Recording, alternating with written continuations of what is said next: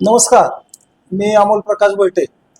आता 20 डिसेंबर रोजी ज्या नगरपालिकेच्या निवडणुका झाल्या त्या निवडणुकीच्या अनुषंगाने मी प्रभाग क्रमांक 9 ब मधून राष्ट्रवादी काँग्रेस पार्टी अजित पवार गट यांच्या माध्यमातून घड्याळ या चिन्हावर ही इलेक्शन लढलो.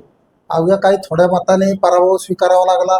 तो पराभव आम्ही स्वीकारून सुद्धा आज आम्ही पार्टीसाठी राष्ट्रवादी काँग्रेस पार्टीच्या आणखी पुढे कशी जाईल यासाठी कार्यरत आहोत.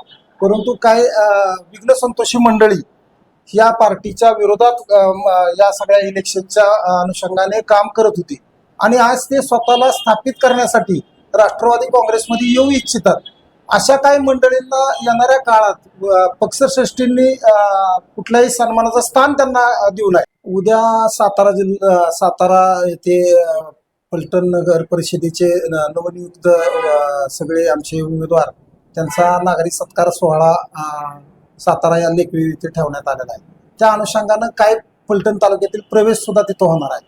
विशेष करून अशा काय प्रवेशाचे संकेत मिळत आहेत किंवा ऐकायला मिळतंय ते सह्याद्री कदम माजी आमदारांचे चिरंजीव आहेत, ज्यांनी राष्ट्रवादी काँग्रेस पार्टी अजित पवार गट यांच्या विरोधात जे उमेदवार आम्ही होतो त्यांच्या उमेदवारांच्या विरोधात जाऊन काम केलं. अशा मंडळींना पक्षश्रेष्ठींनी कुठलंही पक्षात स्थान देऊ नये, अन्यथा येणाऱ्या काळात फलटण शहर व तालुक्यातील राष्ट्रवादी काँग्रेस पार्टी अजित पवार गट यात सक्रिय असणारे बरेचसे मंडळी या सगळ्या प्रक्रियेतून पक्षाच्या प्रक्रियेतून निश्चितपणे बाहेर पडतील अशी मी तुम्हाला खात्री देतो. आणि पक्षश्रेष्ठीनं असा कुठलाही निर्णय घेऊ नये ज्याने पार्टीची हानी होईल. जे राष्ट्रवादी काँग्रेस पार्टी अजित पवार गट या पार्टीची हानी होणार याची कुठलीही आपण शहानिशा केल्याशिवाय अशा मंडळींना पक्षात स्थान देऊ नये. ज्यांनी पक्षविरोधी कारवाई केल्यात त्याचा आम्ही कडाडून विरोध करणार आहोत या उद्या सातारच्या बैठकीमध्ये.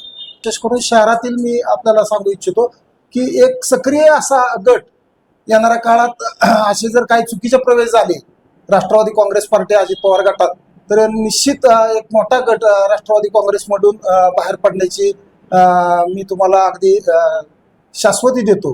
आणि चुकीच्या राजकारण करणाऱ्या मंडळींना राष्ट्रवादी काँग्रेस पार्टीमध्ये वरिष्ठांनी कोणत्याही प्रकारचं स्थान देऊ नये. ज्यांनी स्वतःला सिद्ध करायसाठी कुठलीही त्यांच्याकडे क्षमता नसताना ते आज वरिष्ठांच्या उजरे गिरे करून राष्ट्रवादी काँग्रेस पार्टीमध्ये येऊ इच्छितात. अशा लोकांना राष्ट्रवादी काँग्रेसमध्ये कसल्याही प्रकारचं स्थान देऊ नये. काळात आम्ही उद्या 7 तारखेला सातारा येथे आमचे पार्टीचे निवडून आलेले नगरसेवक यांचा सन्मान सोहळा होणार आहे. त्यावेळेस आम्ही निश्चित आमची बाजू वरिष्ठांकडे मांडणार आहोत आणि या सगळ्या घटनेचा तीव्र निषेध करणार आहोत. आणि त्यातूनही जर पक्षश्रेष्ठीने याची दखल नाही घेतली तर फलटण शहरातून निश्चित एक मोठा गट राष्ट्रवादीची किनारा सोडून बाजूला पडेल अशी मी तुम्हाला खात्री देतो.